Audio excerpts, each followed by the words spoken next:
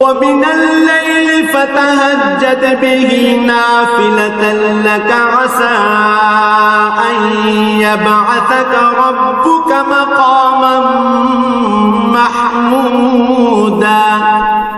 রাতের কিছু অংশে তাহাজ্জুদ নামাজ প্রতিষ্ঠা করো, এটা তোমার জন্য ফরজ নামাজের অতিরিক্ত একটা নামাজ। আশা করা যায় তোমার মালিক এর বরকত দ্বারা তোমাকে প্রশংসিত মর্যাদায় প্রতিষ্ঠিত করবেন।